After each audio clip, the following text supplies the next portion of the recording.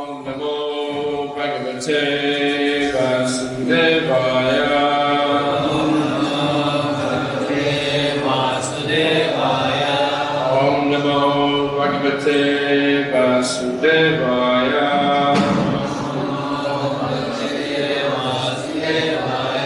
Om Namo Bhagavate Vasudevaya.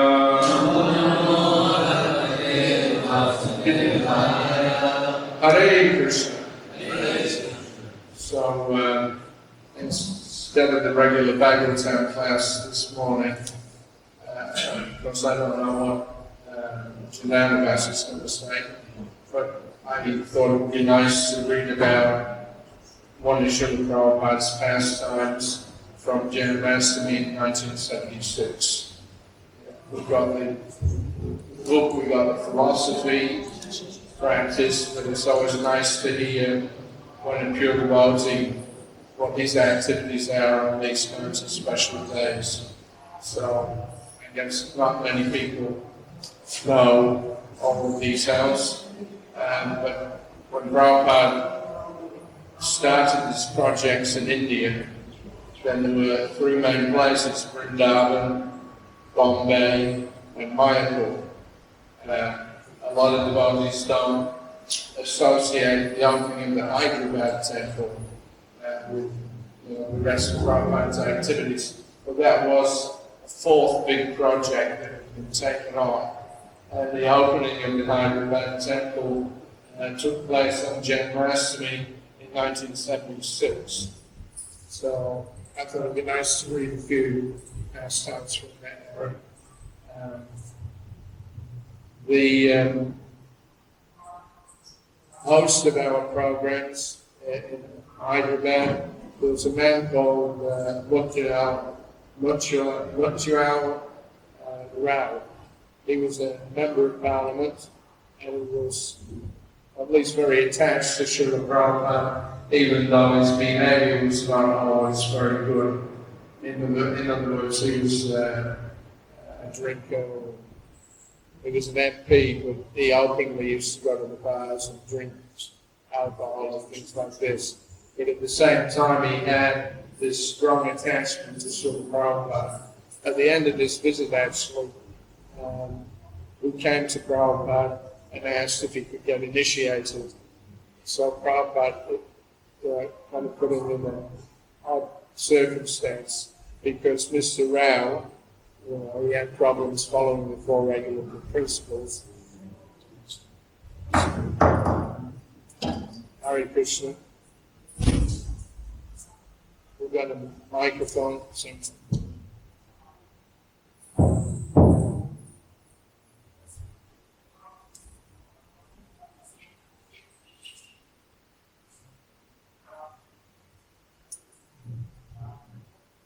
Anyways, he was attached to Srila Prabhupada.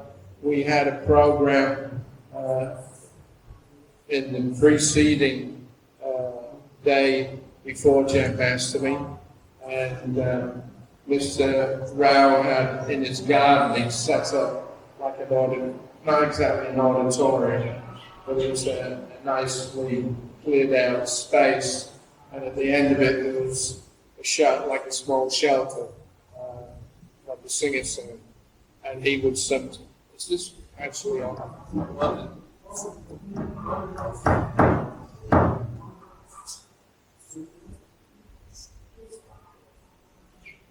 Anyways, it's not on, is it?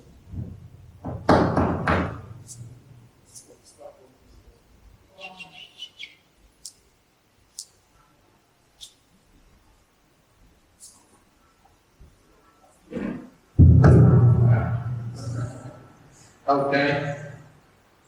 All right. So, preceding the actual Janmashtami ceremony, Prabhupada arrived 2 days before Janmashtami on August the 16th, 1976. So, Mr. Rao had arranged to have Prabhupada speak at this area in his house that he'd set aside for his political speeches and press conferences, etc. So the first agenda item Prabhupada held a press conference at Mr. Brown's house, and then he gave a nice talk. So most of his talk was aimed at just how they should take up Krishna consciousness, and especially read the Bhagavad Gita, not try to change it or spoil it, but read it as it is, and everything will become transcendentalized. So Prabhupada spoke for about 40 minutes, and then at the end of that he asked if there were any questions. So only one man put his hand up, some reporter I guess, and he asked Prabhupada, he said, Vivekananda also stated, awake, arise, stop not until the goal is reached. What goal did he preach? So, ask him, Prabhupada said, driver, I don't know. And everybody else was kind of laughing, and Prabhupada continued on, he said, you can call Vivekananda and ask him. You're a devotee of Vivekananda and you do not know what he meant? What kind of devotee are you? You're asking me. What? You don't know? So this is going on. He does not know Vivekananda and he's a devotee of Vivekananda. This is not good. You must know what Vivekananda said, what is his ultimate goal in life, and be intelligent. So, touchy subject, Prabhupada handled it very nicely. So he said, now we are speaking of Krishna, the Supreme Person. Katha Pracharananya. So there is no need of Vivekananda when the Supreme Person is speaking, accepted by all. In the Bhagavad Gita it says that you are accepted. He's paraphrasing Arjuna here. But you are accepted by all the authorities, Vyasa, Devala, Asita, Narada. So we have to accept the authority who is accepted by other authorities. So Vyasadeva, Narada, Devala, Asita, Ramanujacharya, Madhvacharya, Chaitanya, even Shankaracharya. They have accepted Krishna as the supreme authority. When you take the authority statement, you don't need to go elsewhere. Then you'll be misled. When the supreme authority is speaking, you take it and apply it in your life. And then you'll be happy. Hare Krishna. So that brought the program to a close. Mr. Rao was very happy with the evening's event. And after promising to come and see Srila Prabhupada at the temple, he escorted him to his car. Prabhupada arrived at the temple quite late and took rest at about 10:30 p.m. So when we had arrived in Hyderabad a couple of days before this, Mahamsa Swami, who was in charge of Hyderabad and a couple of other places, because he was under a lot of pressure to get the final items adjusted for the opening, and he was so busy that there were other things that got neglected, one of which was Srila Prabhupada's rooms. They built, it was kind of like a mezzanine floor. The temple room itself was very high, and about halfway up there was not a mezzanine, but there was a doorway. It kind of was just hanging there, like you see these panels here. So there was a doorway with a little veranda attached to it, and that opened out from Prabhupada's room directly into the temple. So Mahamsa had this idea that when Prabhupada came, he could sit upstairs in his room, he could come out on the balcony, small balcony, and then all the people down below in the temple room, they would get his darshan. So Prabhupada liked the idea, but the only problem was that they were so far behind with the construction that they actually didn't put the door on. So it was just like a gaping hole, and from Prabhupada's room overlooking the temple room. And to hide it, they put like a velvet curtain. But of course, they needed to heat her, and it wasn't set up properly.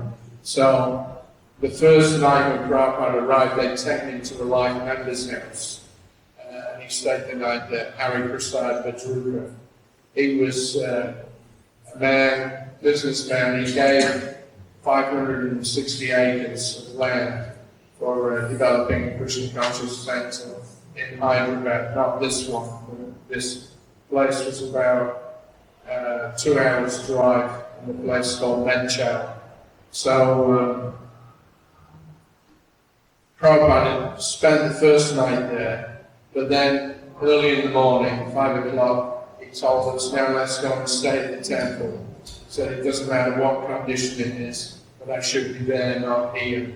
So we got driven to the temple, and then when Prabhupada went upstairs to his rooms, they'd not been cleaned.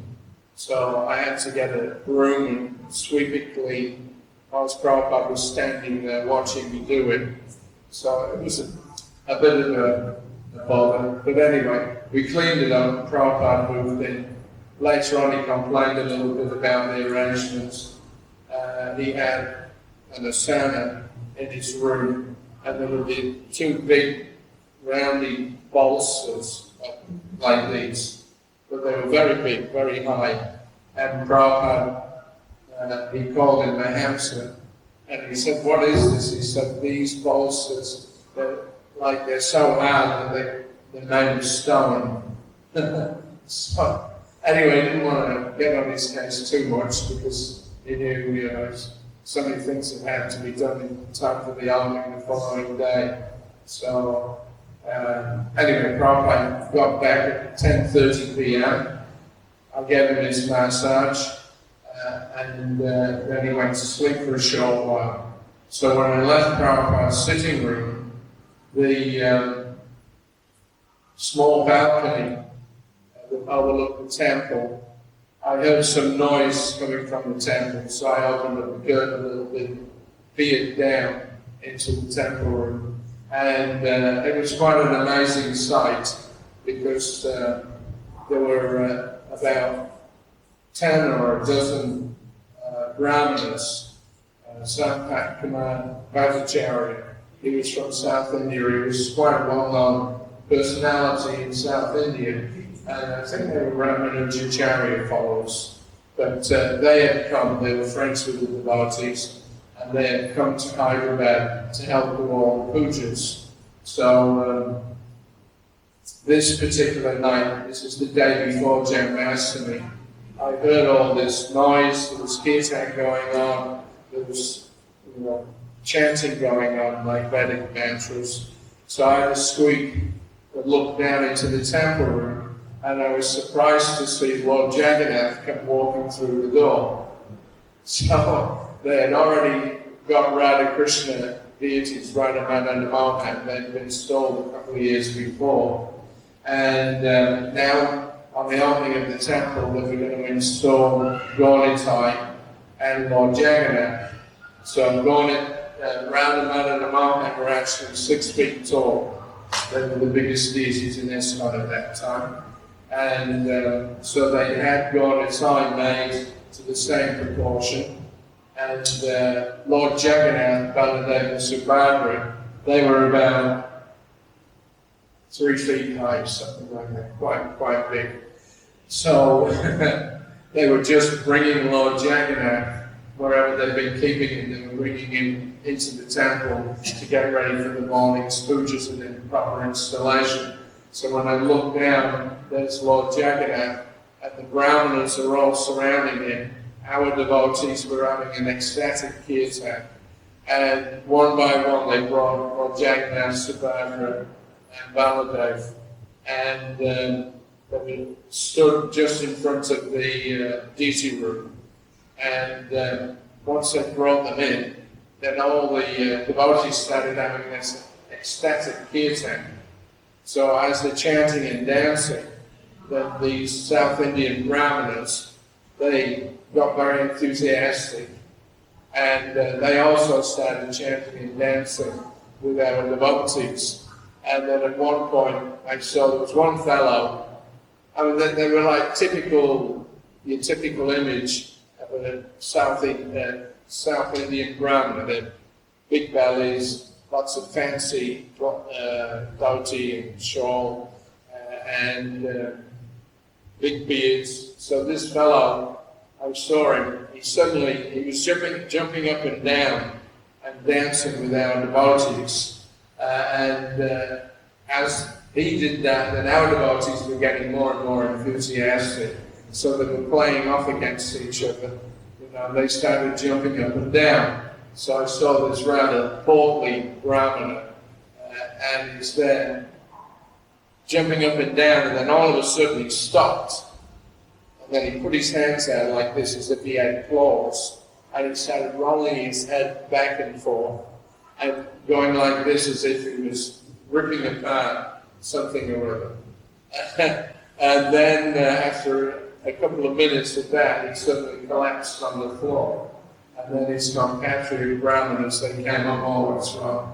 And then after another minute, they got him on his feet, and then he started dancing along with our devotees. So later on, I found out this particular Brahmana, his special deity is Lord Nrsimhadev.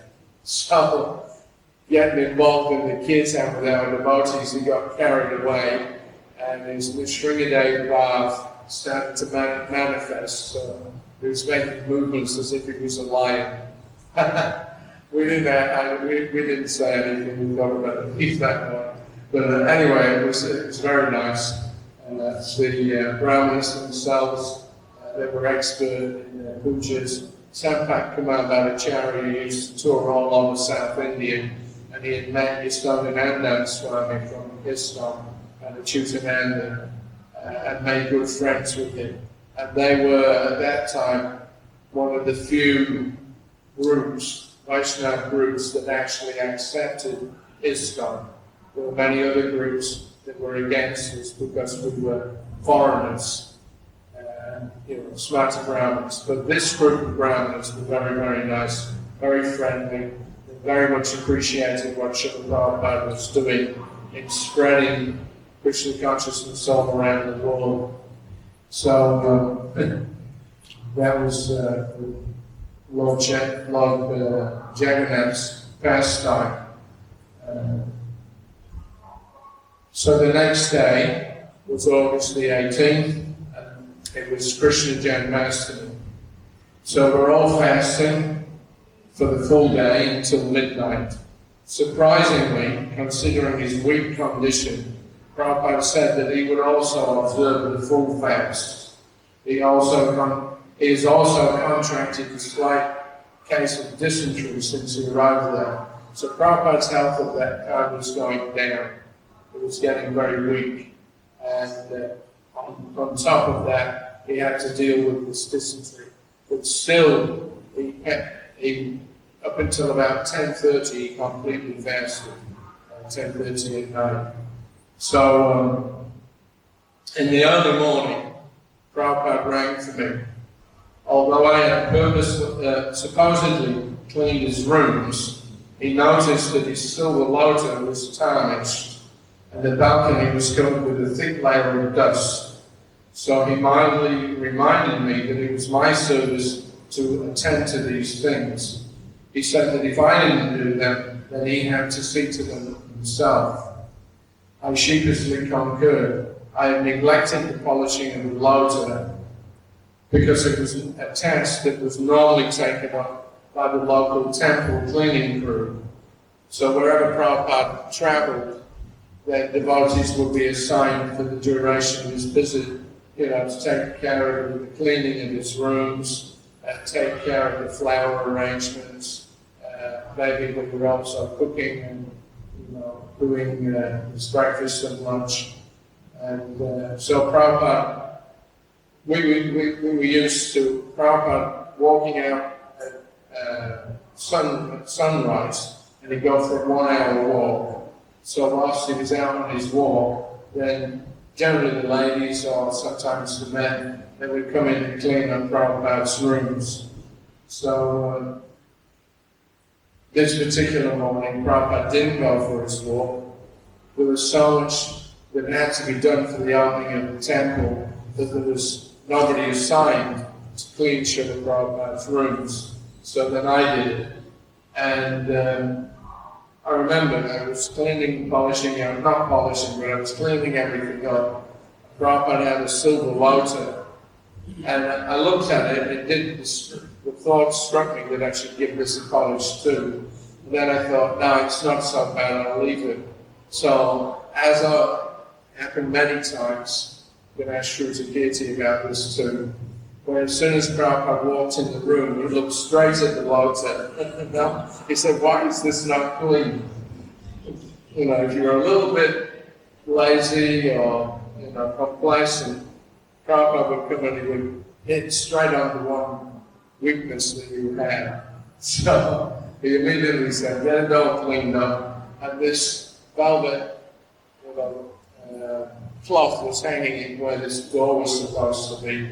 And again, the same thing, when I swept Prabhupada's room, then there was a small accumulation of dirt. So I thought, well, there's no door on this opening into the temple room. They've just put a cloth. So I swept it underneath the cloth, thinking that Prabhupada wouldn't use, this little balcony. And of course, in the evening, it's exactly what he did. So as soon as I opened the curtain, he said, what is this? It's a dirty clean it. So whatever was happening, Prabhupada was always really sharp. Everything came to his attention. So in the early morning,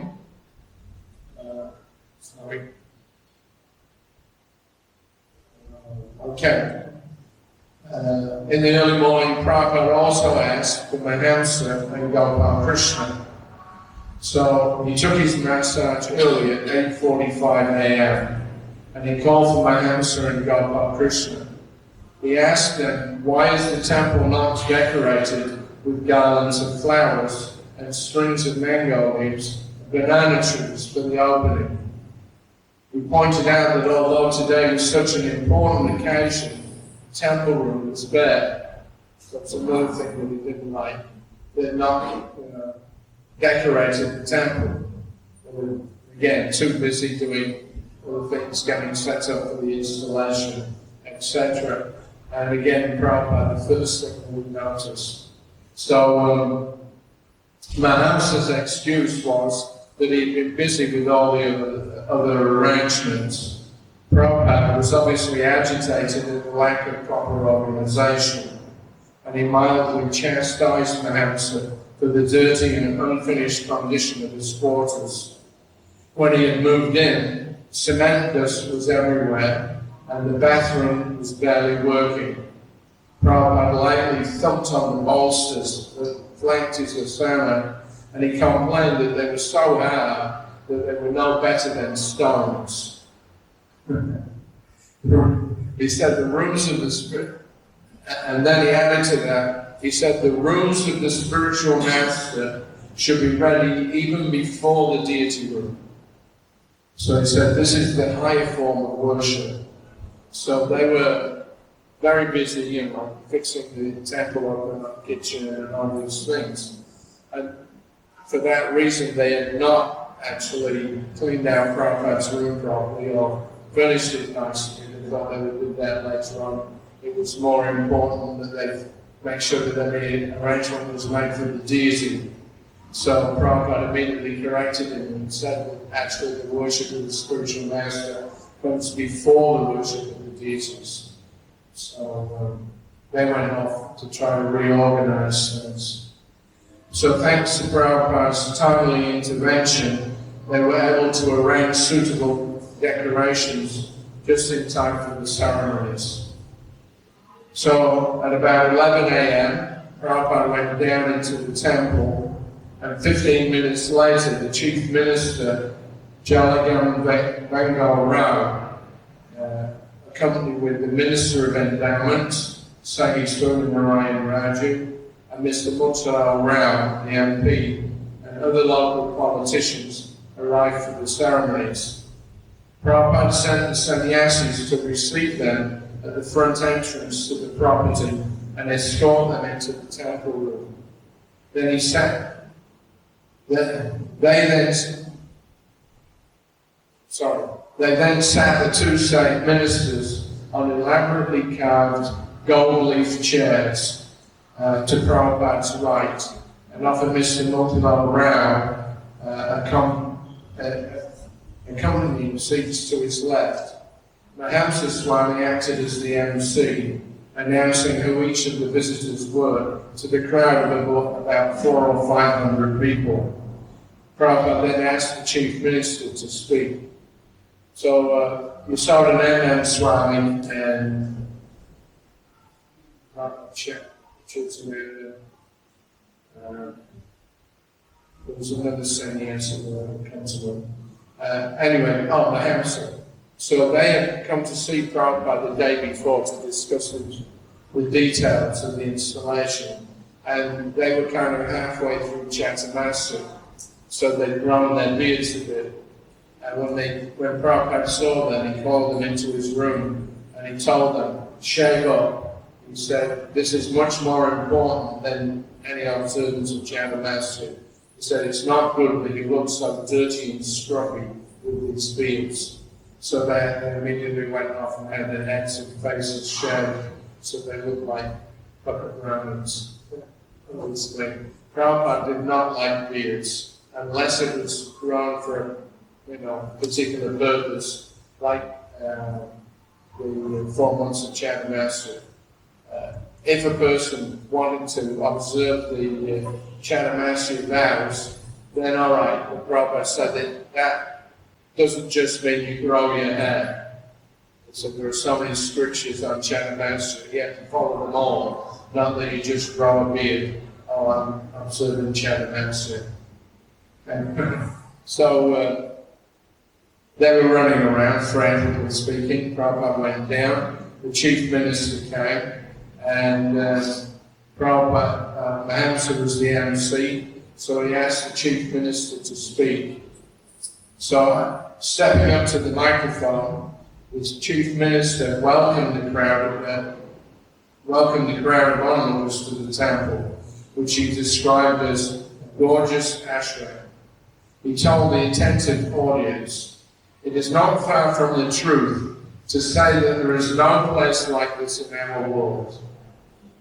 He lauded ISKCON and glorified Srila Prabhupada personally for reviving temple construction, temple worship, Gita Parayana, and for disseminating Vedic culture to what he called the advanced countries like the USA. He spoke for about 10 minutes, finishing with a request that everybody take full advantage of the facilities that ISKCON is providing. So he was very, very happy. He took it that Vedic culture is being spread and sustained now by Srila Prabhupada. He gave that recognition.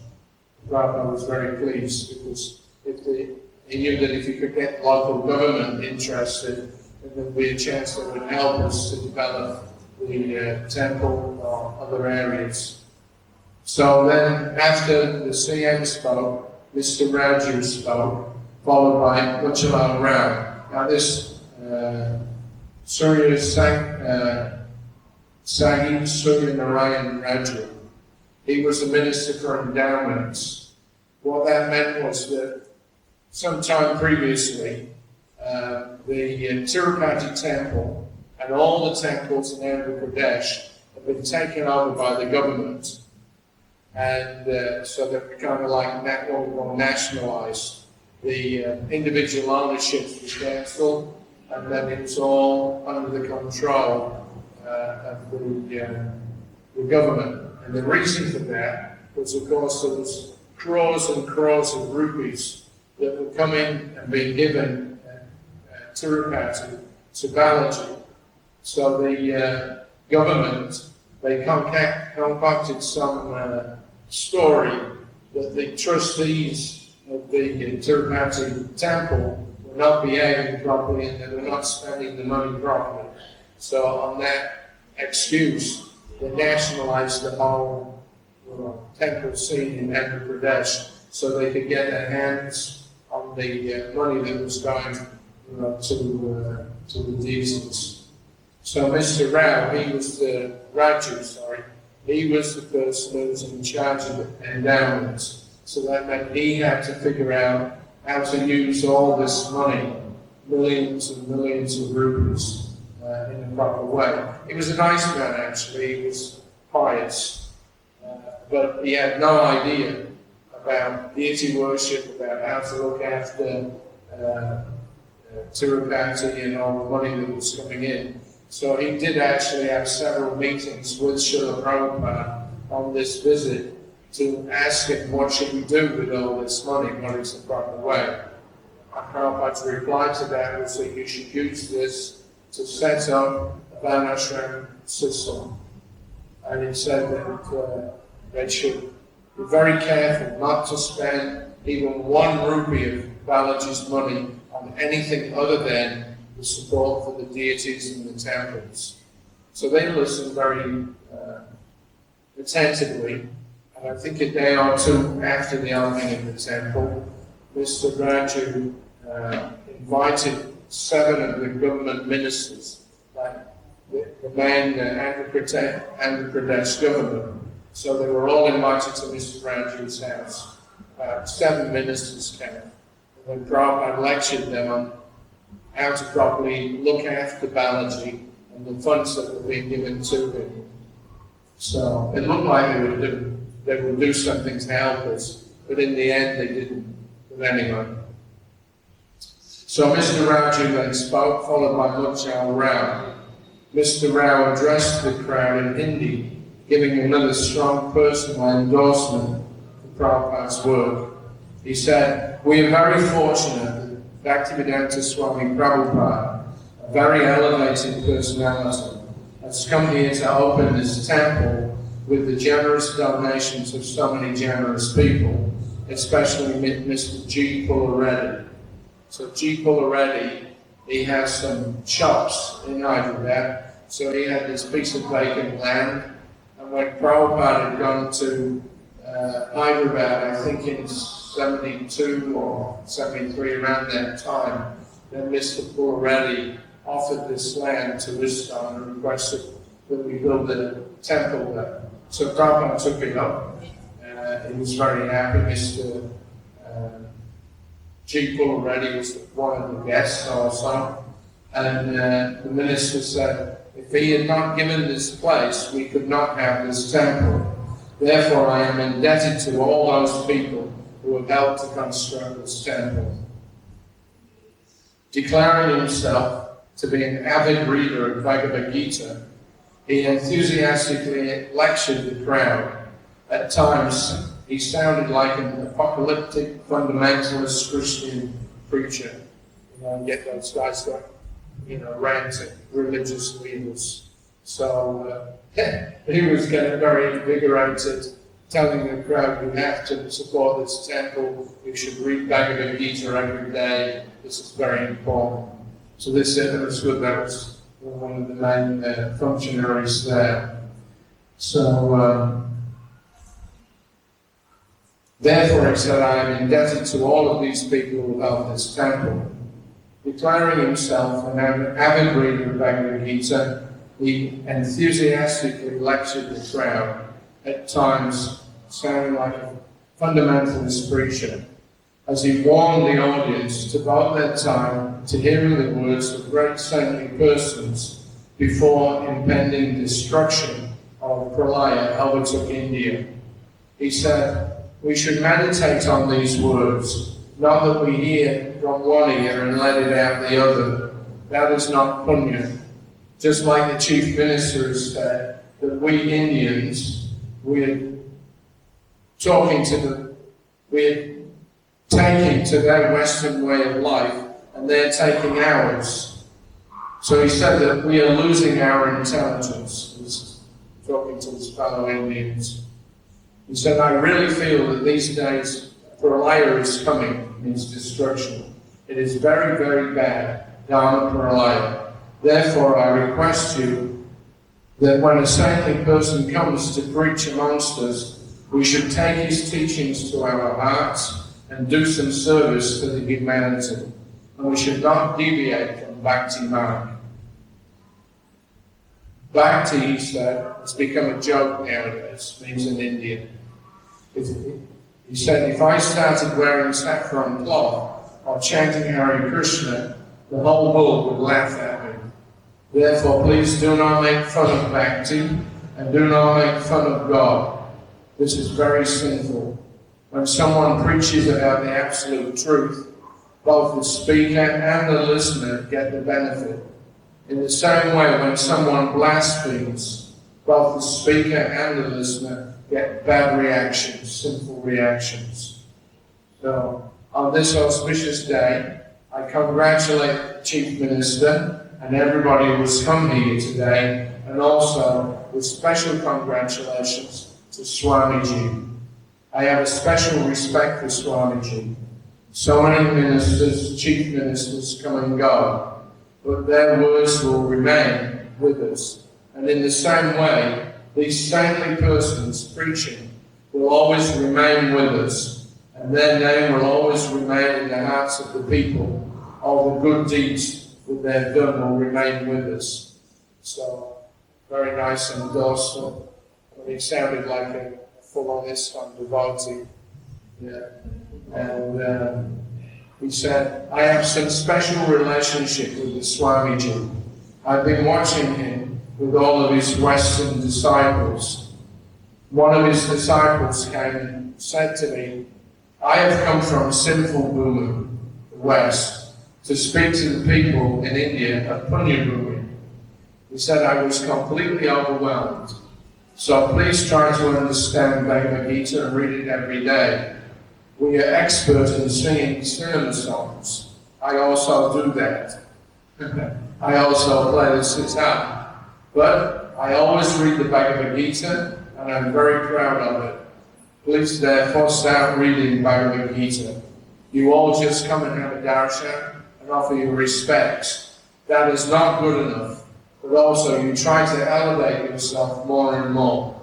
Just as one goes to Tirupati and chants Jai Govinda, Govinda, Govinda, and then they leave. But you should become more devoted. So I'm glad that the Swamiji has graced my house yesterday. He always comes whenever he comes to Hyderabad. And I thank everyone who has come to attend this function. A lot more people should come. So he had seen that things were getting more and more westernized, they were losing their culture. So he was telling people, don't give up your culture. I'll give an example. A few years back, I was visiting our Delhi temple. So next door is this Baha'i temple. It looks like a half-open lotus flower.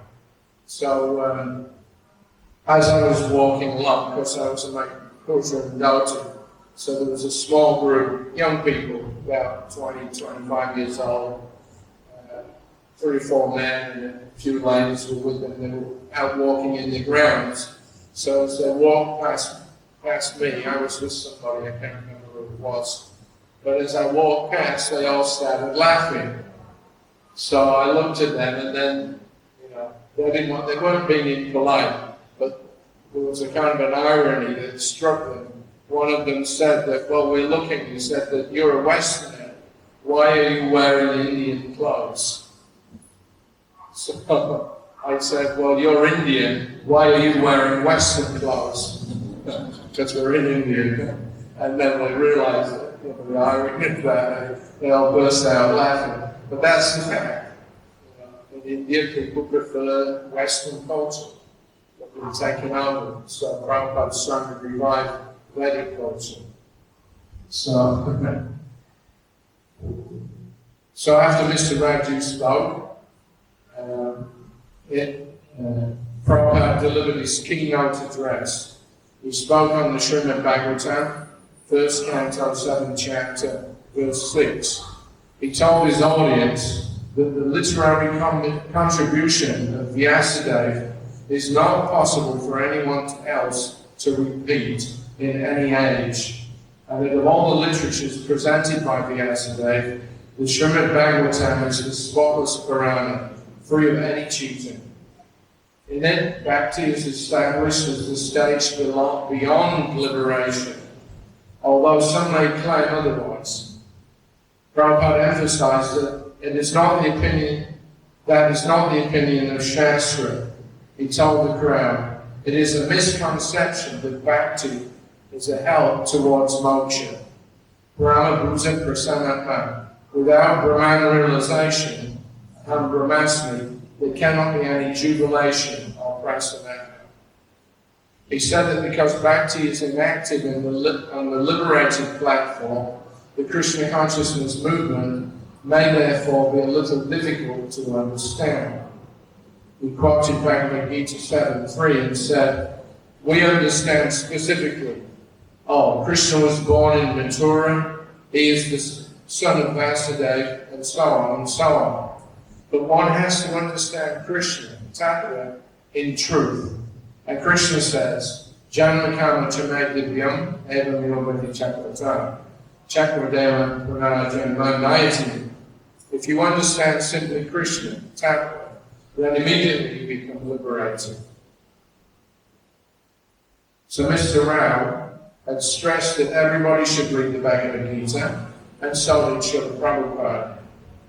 He said that we are missing our own culture, that we do not take very much care to understand the Bhagavad Gita as it is.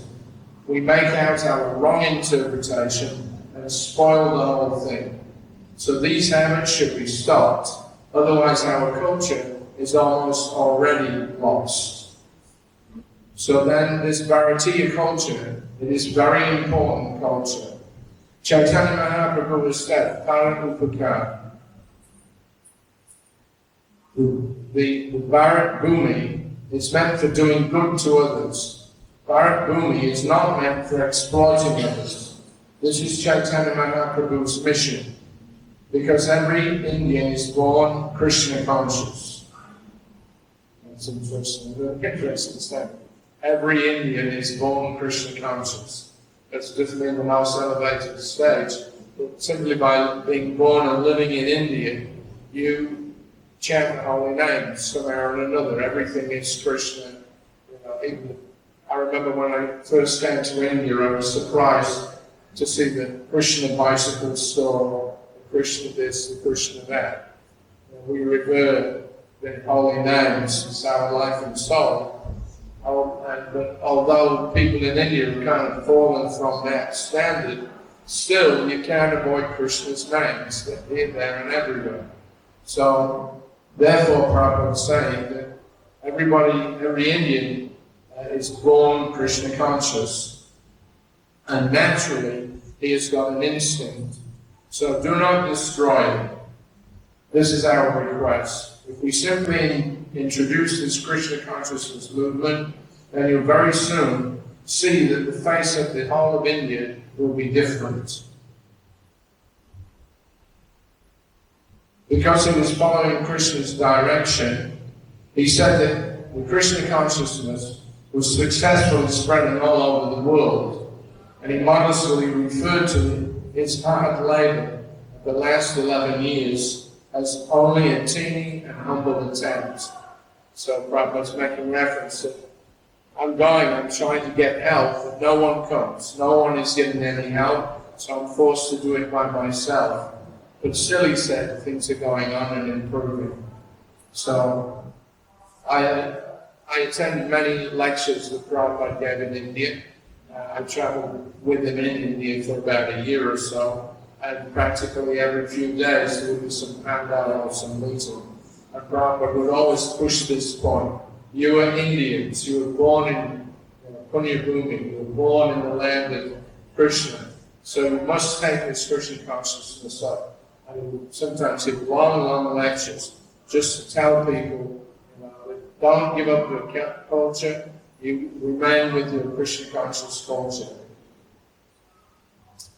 So, as he repeatedly does, he urged one and all to participate in their culture in the spirit of Chaitanya Mahaprabhu. So if one man can do it, so if you say some success, then why not all of us? Chaitanya Mahaprabhu has given power of attorney to all Indians Bharata Bhumite Hoilam Manusha Janmaja. He is speaking to the minutiae, not to the cats and dogs. First of all, try to understand what is the purpose of life. That is called Janmasartaka. So go. Everywhere there is a good demand for Krishna consciousness. So everybody should be prepared. Everyone should understand the Bhagavad Gita. Of course, it's not possible for everyone to go, but still, if one understands that that is also Chaitanya Mahaprabhu's order, Amaragaya Guru Mahatariya Desh, he says every one of you become a guru. Even though you are not very much educated, or not born of a very high family, you simply Yaridaka Te Tarikaha Krishna Upadesh. That's all. Do not adulterate it. But as Krishna says, so you say, and you become a guru. Again, the same, these few instructions are repeated many, many times. You know, become a guru yourself. Go out. Spread Krishna consciousness. Introduce people to the proper culture and spirituality. So I have tried that. I have tried to follow Chaitanya Mahaprabhu's instruction, and I am presenting Bhagavad Gita as it is. There's no magic, there's no jugglery, and people are taking. So if you do that, everyone will be happy. The world will be happy. And India's glory will be spread all over the world. Thank you very much.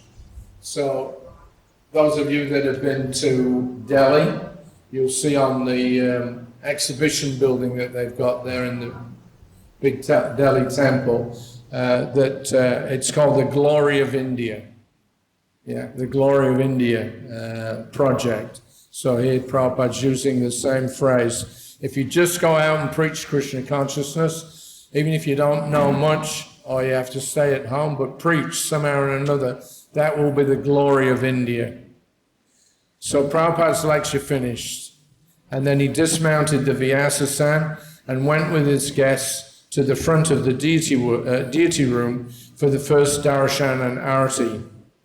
The temple room was packed with eager visitors, all pushing and straining so as not to miss the sight of their lordships. So we waited. And we waited. Our pujaris were struggling to get everything ready. But finally, with the help of Sampak Kumar Bhattacharya and his fellow Bangalorean brahmanas, they opened the doors at 12:15 p.m. With a great cheer, the crowd surged forward.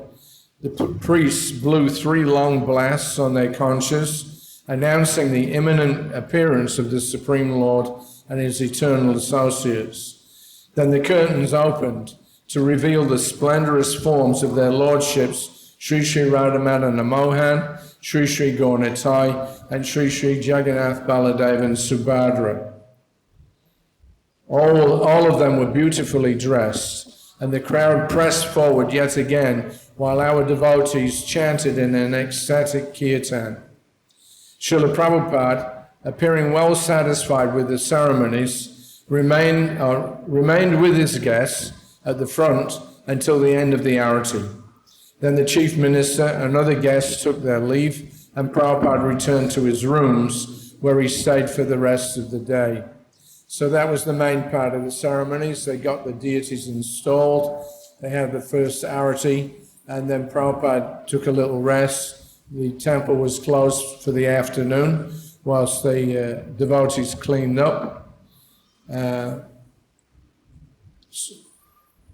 the temple room remained crowded throughout the entire afternoon as people patiently received packets of prasadam and awaited the next arati.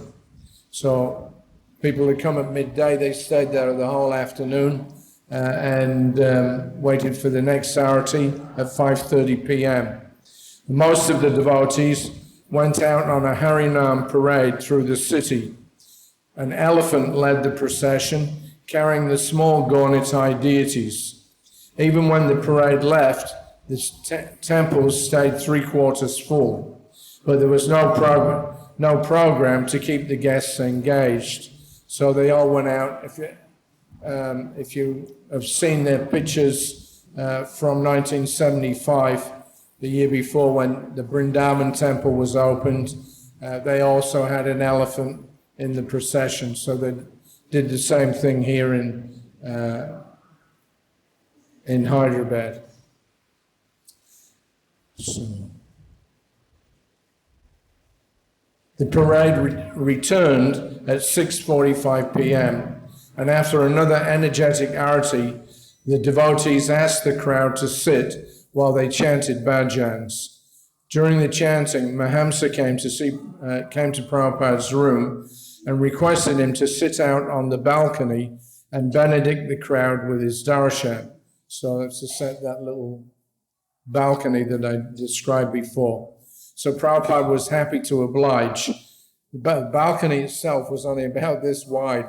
I was a little afraid that, Prabhupada might totter over the edge or something. It was up in the wall there, and there was no door, just this cloth, and practically no room. There was just enough room for Prabhupada to sit cross-legged and look down into the temple room. So he obliged to do that. We hastily set up a padded cotton mattress on the little overhang, and Prabhupada sat there, high up in the temple room, chanting along with the devotees and encouraging the crowd to join in. The fact that the balcony still lacked a railing turned out to be an advantage because His Divine Grace could easily be seen by all. He stayed out there for about 20 minutes and then threw some flowers down into the crowd.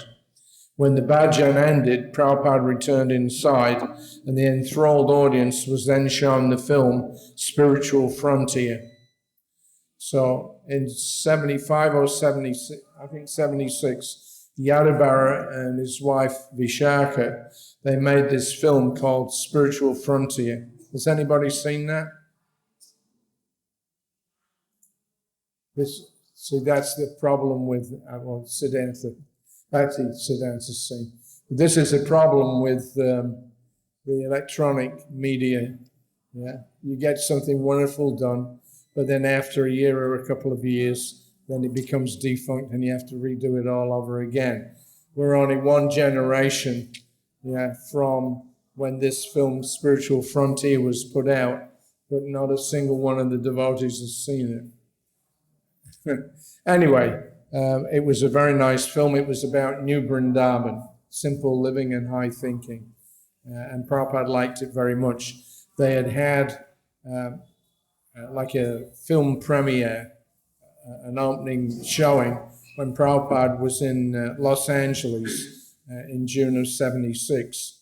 So all the devotees had packed the temple room in Los Angeles.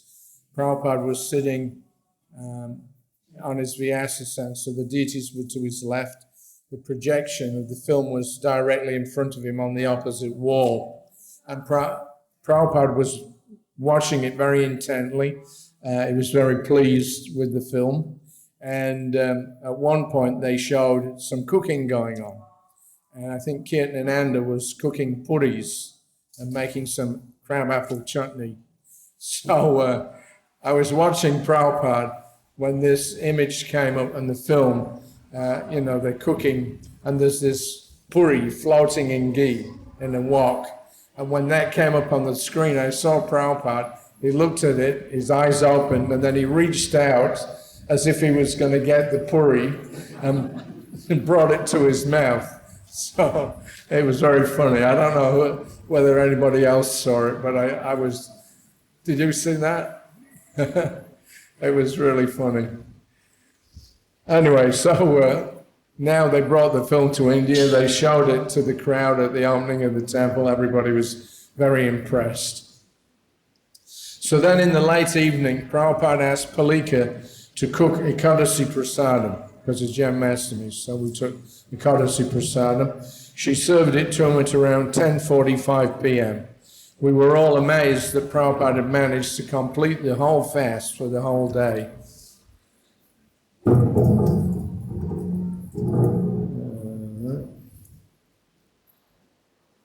So he took his prasadam and then he took his rest at 11:15 p.m. Outside, it began to pour with rain. So Prabhupada walked up to the window of his room, he looked out, it was raining fairly heavily, and he said that this is a good sign. He said that means that everything is, everything has been a success. It was difficult for him, however, to rest because of the noise that was coming up from the huge crowd that had gathered in the temple room for the midnight arati. As it turned out, the arati did not actually take place until 12:40 a.m. But everybody waited patiently and stayed on for the feast afterwards. So they got everything ready. Everybody that came, they got prasadam, and also there was like a small packets of prasadam handed out, and then those that could fit in the temple room, they were fed as we normally do, like in our big kitchens here. So that was Janmashtami Day, 1976. And of course the next day was Prabhupada's Vyasa Puja. So it's 25 to 7. I'm due, what is Jananivas, is he coming or not? I think I was supposed to speak from 6:30 to 7:30. Jananivas is supposed to speak from 7:30 to 8:30. You can just see if he's there. Any quick questions whilst we're waiting for Jananivas?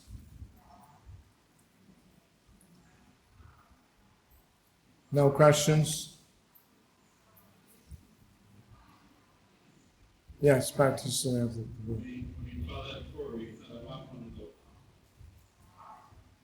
I couldn't hear you.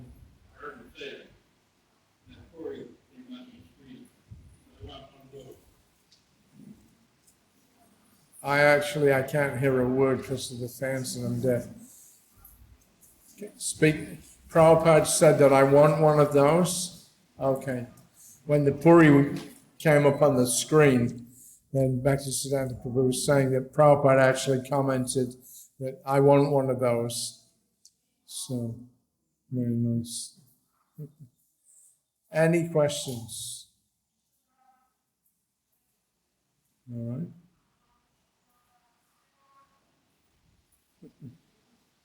I'm not going to go further because it's Vyasa Pujas tomorrow, and I was going to speak again something from those pastimes. Okay, well,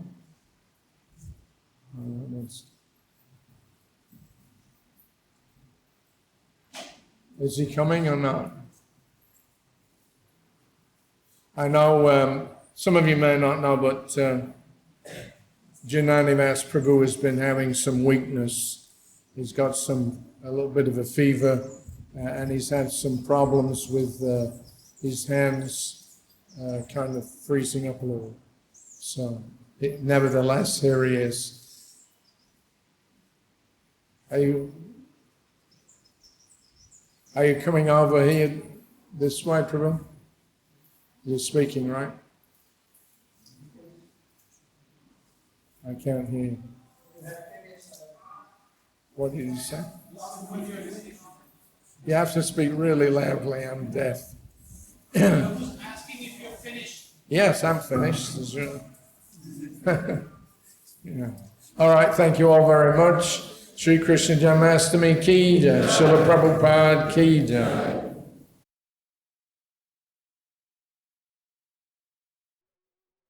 Shri Krishna, Chaitanya, Prabhu Nityananda, Shri Advaita Garadha, Shiva Shri Gaur Bhakta Vrinda, Hare Krishna, Krishna Krishna, Hare Hare, Hare Rama, Rama Rama. Shri Krishna Janmashtami ki jai. So we're celebrating the appearance of Shri Krishna, the original personality of Godhead. Govindamati Purusham. Krishna with his pleasure potency Srimati Radharani. This is the original feature of Godhead. All the other features of Godhead expand from this original feature of Godhead of Krishna, Radha and Vrindavan. And all the other different rasas, they are to enhance the main rasa, Radha and Krishna. Bringing Radha and Krishna together and separating them. This is a picture of Vrindavan. Everybody is working to bring Radha and Krishna together, then working to separate them. Like they have to be back at a certain time when they're in the forest.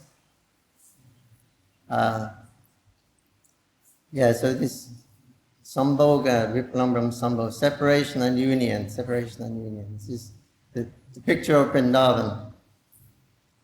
And of all the features of these pastimes of Krishna, then this feature with the conjugal affairs of Radha and Krishna is the original feature of Godhead. So that original person comes out of his, completely causes mercy to the material world sometimes.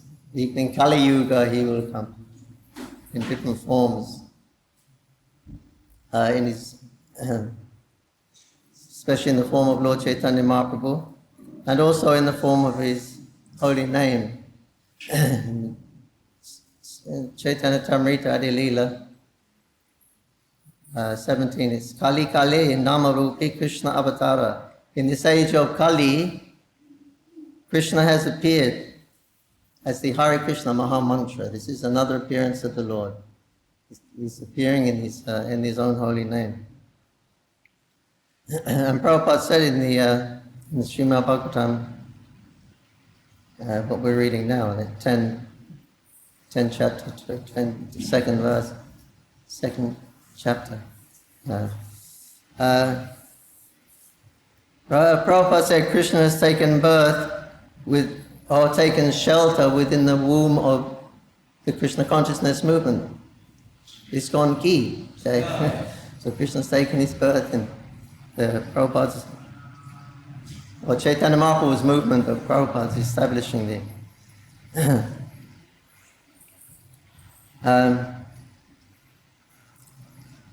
and in Jamuna's book, she mentions a couple of times how Prabhupada said the Maha Mantra is a vibration, it's a transcendental sound.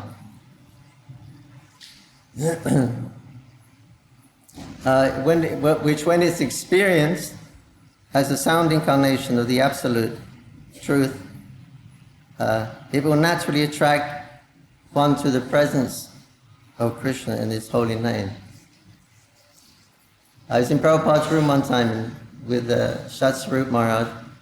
Prabhupada was chanting, walking into his bedroom, then walking back into his office. And we were just sitting on the floor there. And Prabhupada was very grave the way he was chanting, and he was slowly walking backwards and forwards. Then he came and he approached us and he stopped. And he said, this chanting, Hare Krishna, is the sound incarnation of the absolute truth. Hare Krishna, Hare Krishna. Very, very kumbhya, very grave, Prabhupada said. But he was experiencing also how it's the sound vibration of the absolute truth.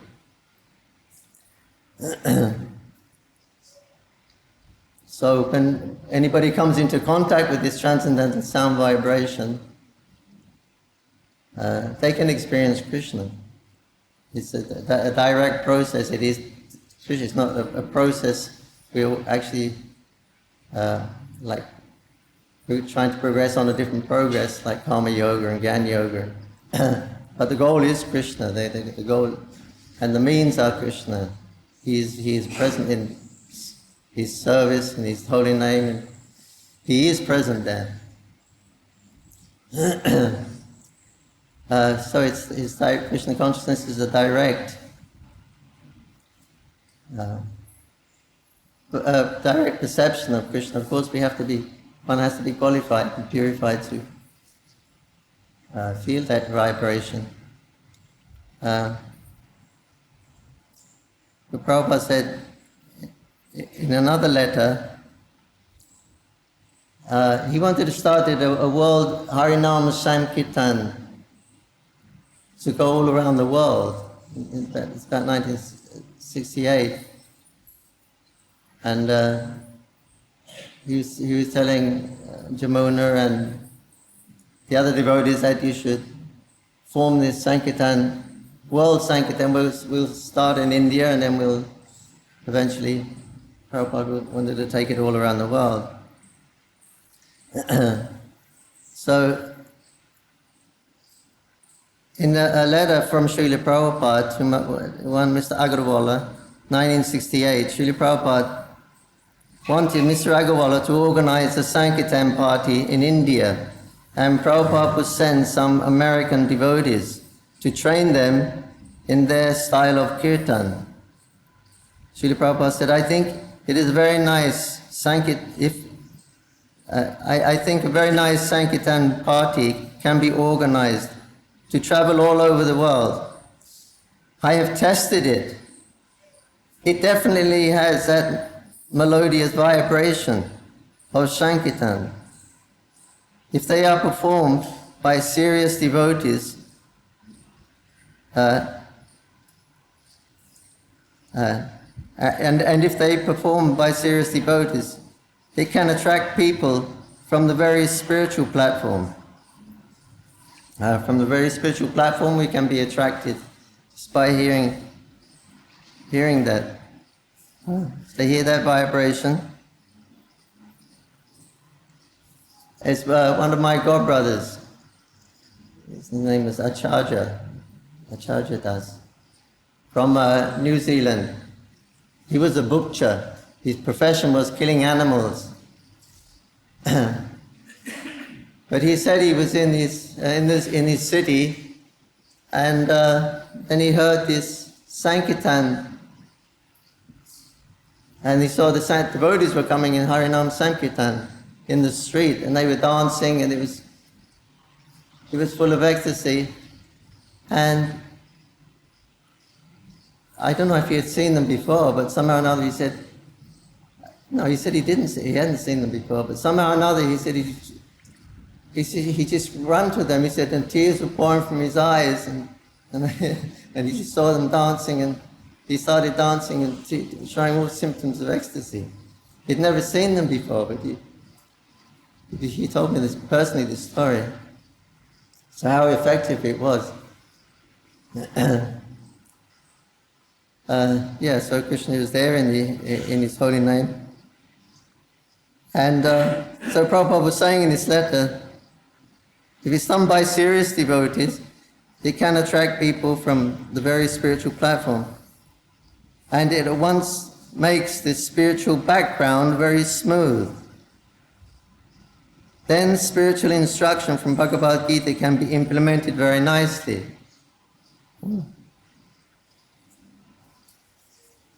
So if you can set the mood with kirtan, Harinam Kirtan, it sets a mood, a spiritual vibration, and then spiritual instruction can be given. Then it'll make more sense if you're feeling something when you're hearing holy name. It means his mentality can be set, and then that makes a good background for teaching or hearing. Then we can hear Bhagavad Gita nicely from this transcendental background. We can hear the teachings will come through more because of the presence of the Sankirtan, which is the Lord's, His own presence is there, it can be felt. Then teaching becomes easier. You can hear. It's something like the Gurukul. When boys are Gurukul, they go to Gurukul at the age of 5, and they practiced into chanting Om. You know Om, Gurukul?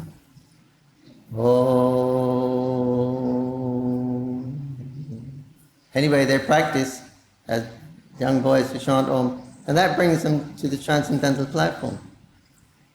When they realize that then the Guru can teach. He teaches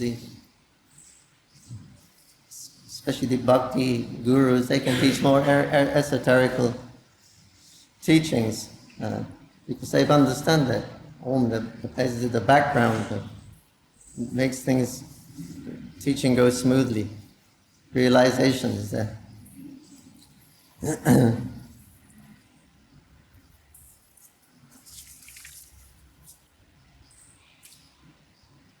So then Prabhupada's continuing. So my first concrete program is that if you agree to organize such a Sankirtan party, this is to one Mr. Agarwala, he is writing this letter. If you agree to such a Sankirtan party, a batch of American students, and I may also join, and I can combine these Americans and the Indian devotees together under discipline. So Prabhupada wanted some batch of devotees to come here and learn from the Bengalis kirtan.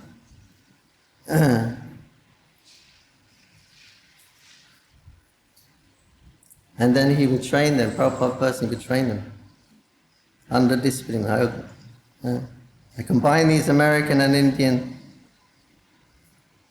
devotees together. So Prabhupada said he had experience. I have tested it, and it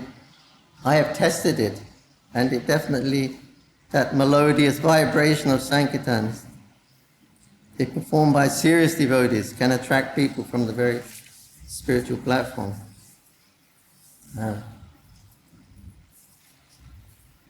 And there's a letter from Mukunda, 1970. Letter to Mukunda. The World Sankirtan Party should consist of members who can impress spiritual ecstasy in the hearts of the people, so that some of them may come forward and agree to establish a center where the Sankirtan parties may go on. It's to Mukunda. So the party should consist of members who can impress spiritual ecstasy in the hearts of the people. So we have some of these. P.P. Govinda Maharaj, when you hear his kirtan, you certainly get something, ecstasy. He can impress ecstasies.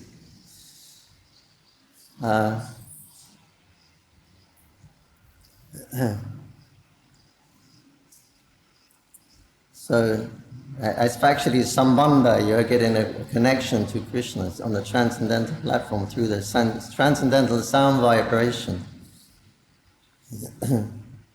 And you're feeling the presence of the Lord in the holy name.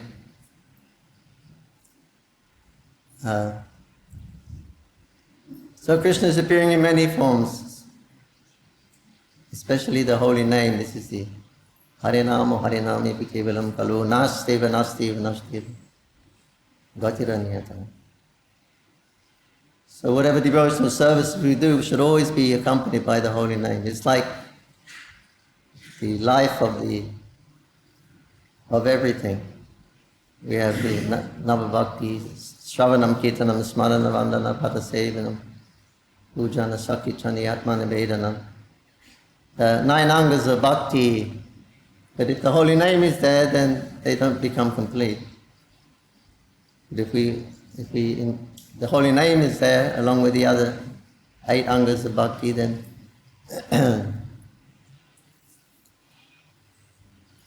then it becomes complete.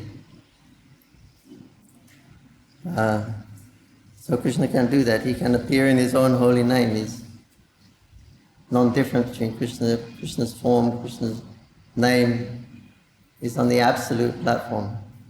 So he can appear in the holy name.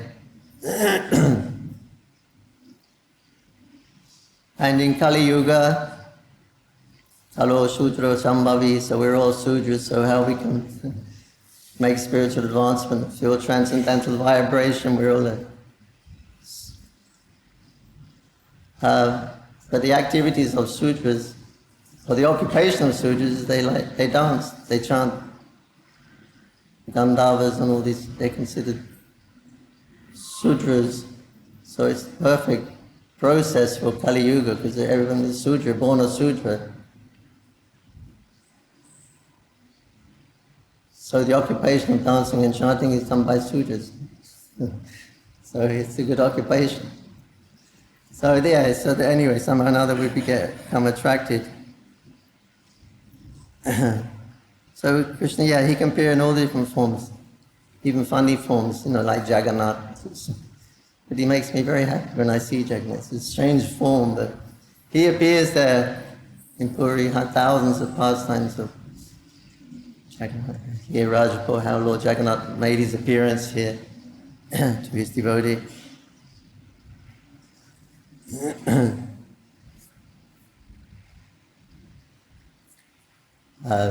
He appears as the deities. Here at the Chaitanya Mat, you have Radha Gandhava Giridhari. You've seen that where you go to Chaitanya Mat, next to past the jog pit, you go to Chaitanya Mat. So when Srila Bhaktivedanta Saraswati Thakur was establishing that Chaitanya Mat, then he wanted some deities for the temple, so they went to Jaipur, where they make marble deities. And so he was looking, and then the shopkeeper came and he said, your deities are here, these deities in the corner, these are your deities. And Bhaktisiddhanta Saraswati Thakur said, how do you know I want deities? And how do you know these are my deities?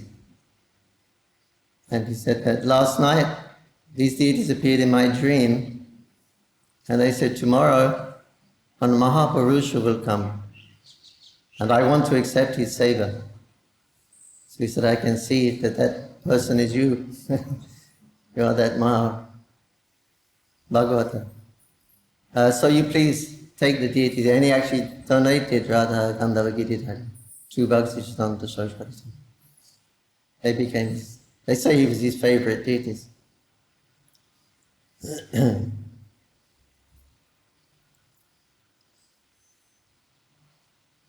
So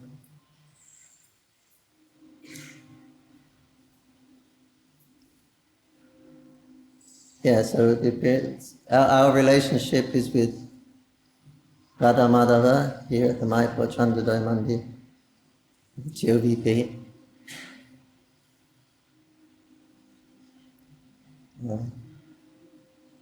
So we can tell of their appearance here. Sri Radha Madhava ki, yes. Radha Madhava Janmashtami Utsav ki.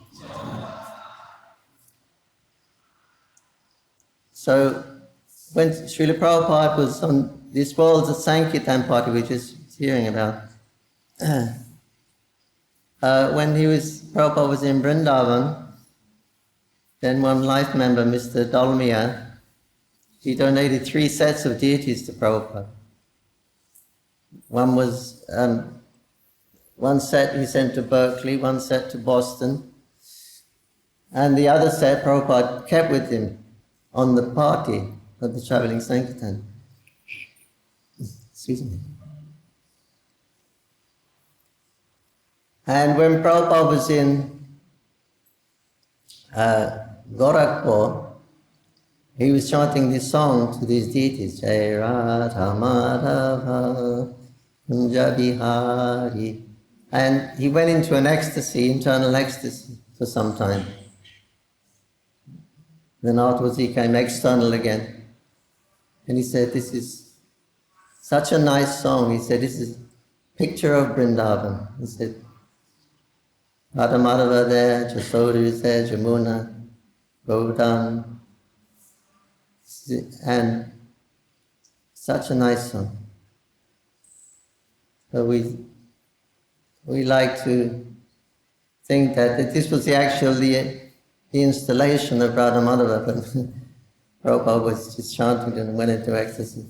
Apparently he did the same thing when they got to Allahabad also, two times. So, yeah, it was a great success. You can see the video, Hare Krishna people, I think, video, especially when they were in Surat. And they got a big reception there because everyone in Surat is a Krishna Bhakta. So they received the devotees so well, so many garlands, and they were just going through the streets, and they were narrow street, they were hanging their saris, the ladies were hanging saris from one house to the other. So like make a shade umbrella for the Sankirtan party to come. And you see that film, you can see the ecstasy in the devotees' faces. And yeah, it was a big success. Then finally they came to Kolkata. And then Srila Prabhupada said, now the deities should stay here. They should stay here in Kolkata. So then they stayed there with Radha Govindaji, in Albert Road. When they moved to that centre, Albert Road, before they were in the Hindustan Road, then they had a big pandal at the Maidan. And I think that time also was the official installation. Anyway, then they entered into the 3 Albert Road temple, which is still existing then. And they've been presiding over this temple, Radha Govinda. But Radha Madhava was there for some time, and in 1972, Srila Prabhupada wanted to, they had the first ISKCON Gaur Purnima festival in Dham Mayapur, Ki Jai, 1972. And so it's a great program, very successful. Prabhupada invited all of his godbrothers. Prabhupada personally climbed down the hole and to install the Ananta Shesh with his godbrothers were there. And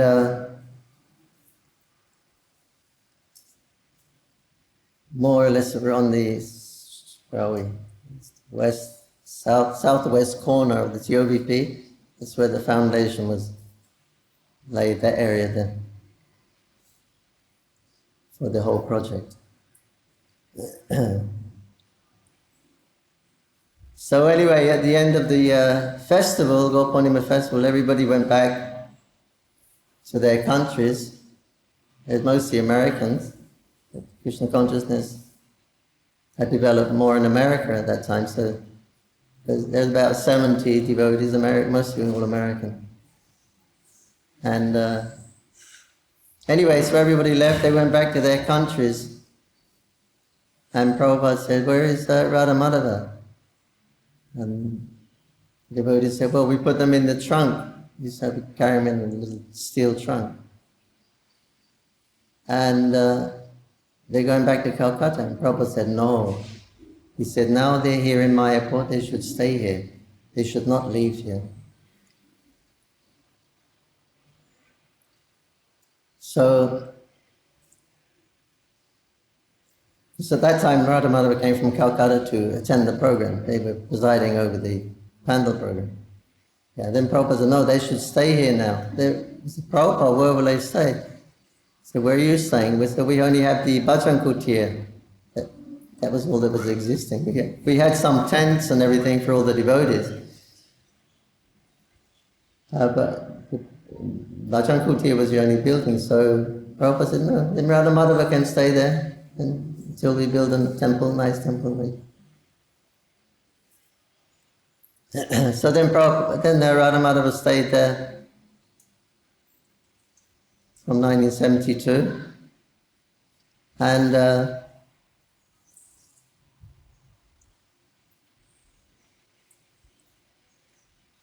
Then towards the end of 1972, there was a program in Hyderabad.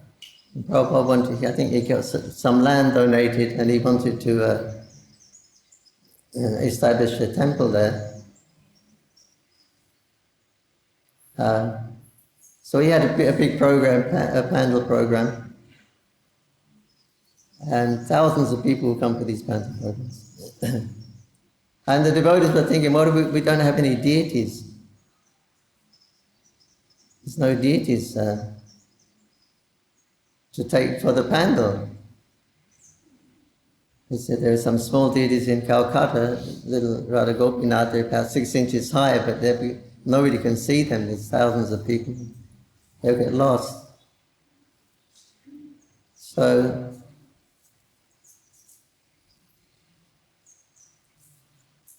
they said, well, we can take Radha Madhava from Mayapur. They can come to the program. They're good size and everybody can see them. And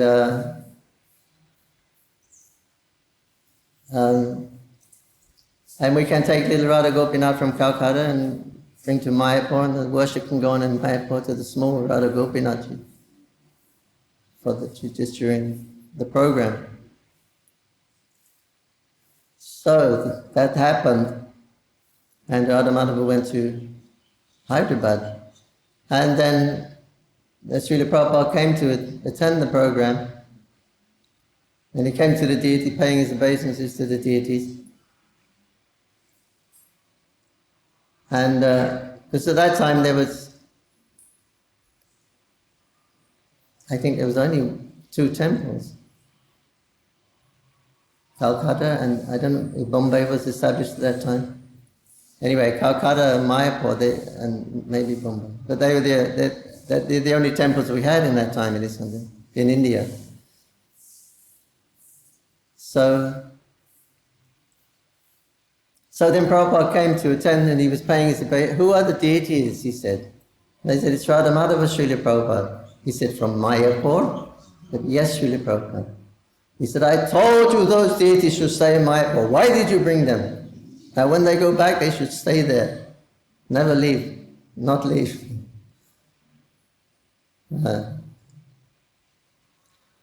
So this is historical. Because Jayadeva Goswami, you all know, great poet, he used to live here in Balaldigi, Tritukunda. Just before the Caitanya-charitamrita, there's a low-lying area, right? There's Murari Gupta temple there. That's called Pitukund. So he was living there on the banks of Pitukund. He was the court pundit for King Lakshman Sen. And Lakshman Sen had that kund re-excavated and named it after his father, Balal Digi. Even today that pond is called Balal Digi. The area is called Balal Digi. And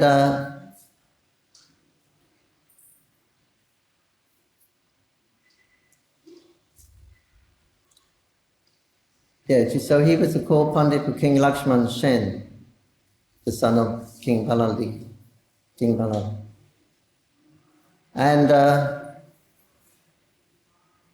Jayadev, this was a couple of 100 years before Chaitanya Mahaprabhu's appearance in Mayapur. Historically, it was, you can see the remnants of the palace. If you go to Bampakor village, but don't turn to go off, but you go straight through the village.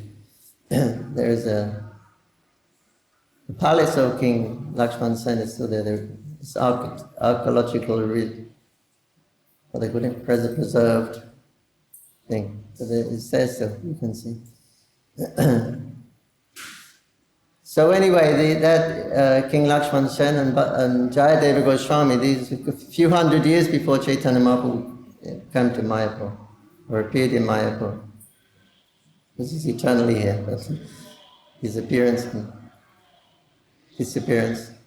But he wrote something, Jayadeva wrote, And he indicated how a spiritual city will come here. And he indicated how there'll be a temple, nice temple, a magnificent temple. And he said that the name of the deities, from the predominating deities, will be known as Sri Sri Radha Madhav Ki Jai. So this is historical. This is the vision of the acharyas. We are thinking, Prabhupada just went into some kind of ecstasy and said the deity shouldn't leave Mayapur.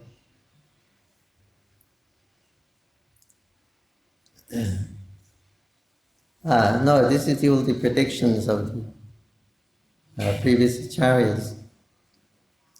We think it's just coincidentally, Calcutta's only 100 miles, it's low, so we can bring Radha Madhava to the... Prabhupada had them named them, installed them. We like to think that installation with these tears, that was installation of ecstasy. Then somehow or another, Prabhupada stopped him in Calcutta, he should stay there, and then Mayapur was very okay. They come to Mayapur. Now they should not leave. It's all historical. We may not understand the vision of the acharyas, but we can follow their instructions, that much we can do. We get the instructions, establish their instructions, that we can do. And we should do. And we are doing it. As a result, you see, we follow the acharyas' instructions and how everything is manifesting. So generally, we're talking about small Radha Madhava, they usually install the big deities first and then the smaller deities, but this way was the other way around, like this. But Radha Madhava, the small Radha Madhava were here before big Radha Madhava. So big Radha Madhava also were made in Jaipur, famous for their marble deities. And Srila Prabhupada gave us the dimensions of the deities. He said Krishna should be 5'10.5" Radharani should be 5'8" or something, 5'8.5", something like that, 2 inches more. And Krishna should be black, stone, and Radharani should be white.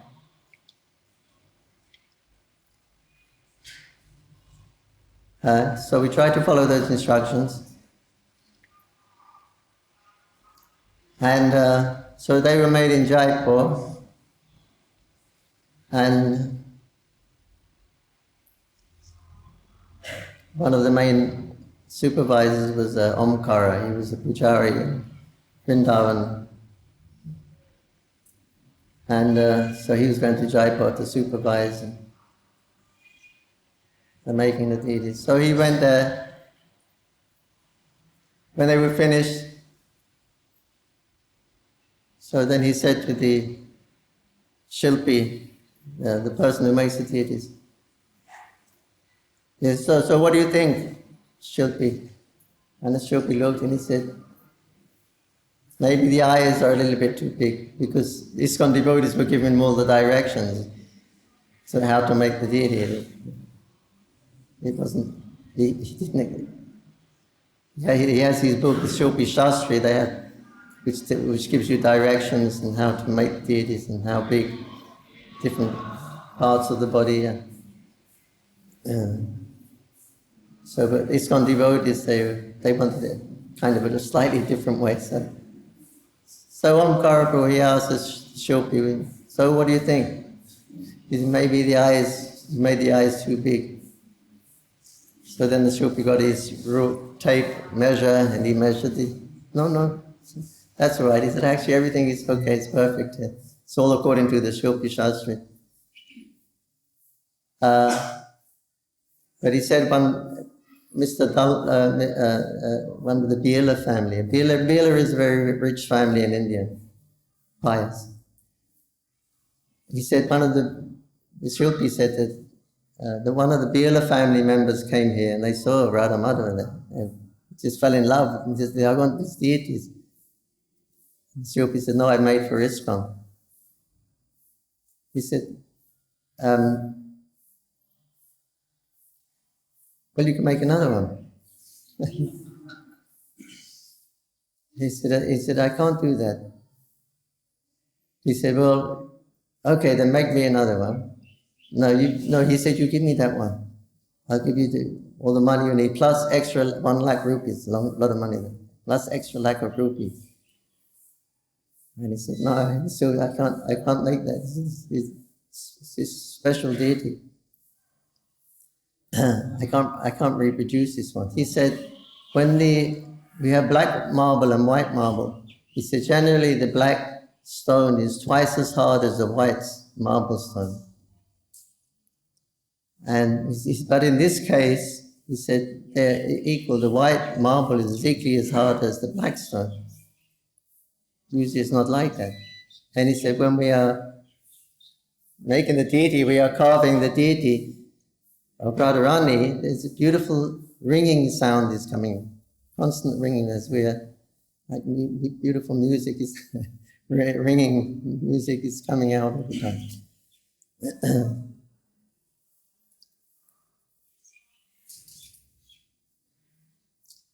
So Billy said, okay, maybe another one the same. He said, no, I can't do that either. I can't do one the same again. So Prabhupada, he gave all the dimensions and everything for Radha Madhava to be made. So anyway, it's a brief history of the deities. Our relationship is with Radha Madhava. So they made their appearance here so we can engage in their seva. Shri Krishna Janmashtami ki jai, Shri Radha Madhava ki jai, Panchatattva ki jai, Samveda Bhakta Pinda ki jai, Nitai Go Premanandi, Hare Krishna. Thank you.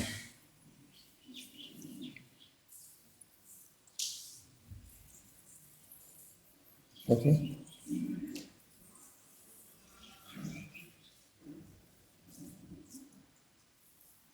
Nitai Go Premanandi. Thank you, Hare Krishna. The Prabhupada ki